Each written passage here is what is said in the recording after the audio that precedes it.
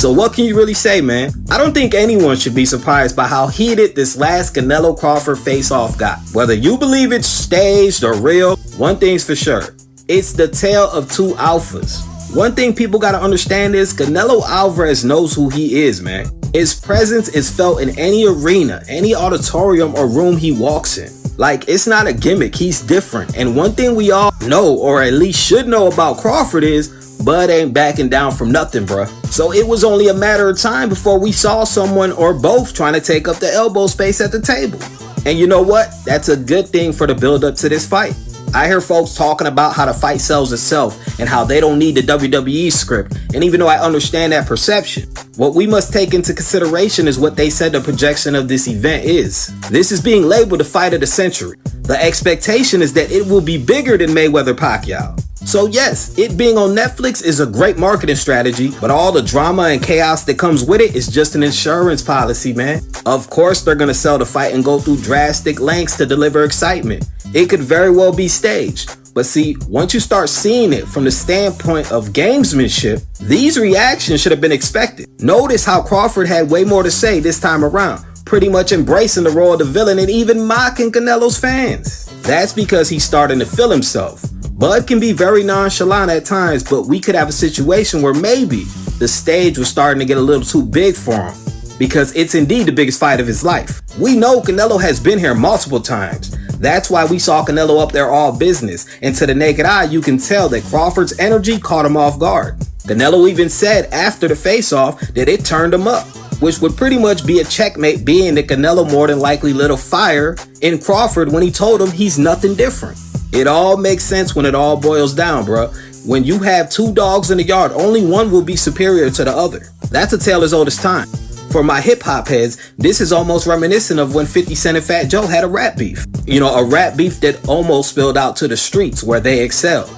Not many were willing to go there with Terror Squad at the time, and Fat Joe's rep in the streets was feared.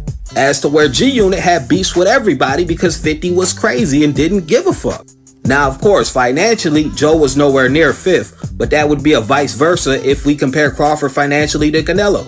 When it comes to the streets though, when it comes to the fight though, again, it's the tale of two alphas. If anything, all the social media activity from both fighters following the press conference is really them selling the fight. We got Bud posting, "I got you, Canelo." We got Canelo posting, "I'm coming for you," leaving many to believe that maybe Crawford got inside of Canelo's head. And although I believe he did, I think Canelo already anticipated this, which was the reason for the push. He had to let him know that he's right there with Crawford mentally. So that was well executed by both guys, especially Crawford. The only problem I have with Bud is what he said during their sit down with Piers Morgan. I'm sure many people are talking about how he claims to only be 70% sure that he's going to win the fight. That was odd, very odd, and to be honest, it was so odd that Canelo kind of had to assist Crawford after that answer by showing a bit of sarcasm to Piers Morgan's question. With the whole, "What do you want me to say?" Because let's face it, that was a red flag. You're never supposed to have any doubt. I believe Mayweather said it once before, if you think you're gonna lose, you're gonna lose. Canelo said it himself in that same sit down. Even with losses, he doesn't think about losing because that's just how the shit goes.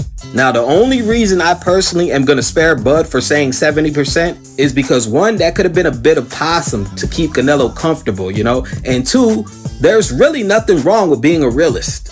I'm sure Crawford, like everyone else, understands Canelo is Canelo, and when you're jumping up 2 weight classes, maybe he might end up being too strong for him. There is nothing wrong with having awareness, but see, that's where Canelo has to pay attention as well. Because having self-awareness is one thing, but being aware of your opponent is another. And if you aren't, that can be dangerous on your receiving end.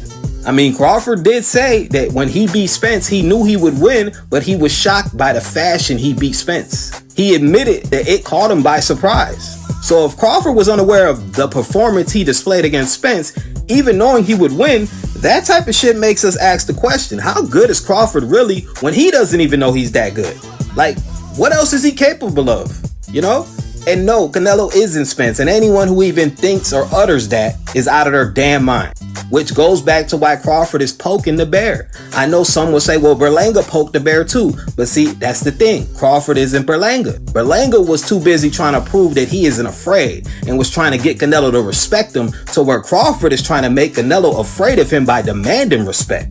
The fighters, the motives, the situations are all different, and this is exactly why we have Canelo versus Crawford. Because it's like, no, I'm not Errol Spence. I'm not Edgar Berlanga. You're not Floyd Mayweather. You don't have to be Israel Madrimov.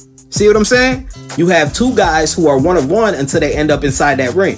That's no pun intended either. I'm not saying that because the brochure says the one. I don't know why it says the one. I'm guessing the Mayweather effect is really that real in selling this fight. But hey, man, staged or not, at least we got something.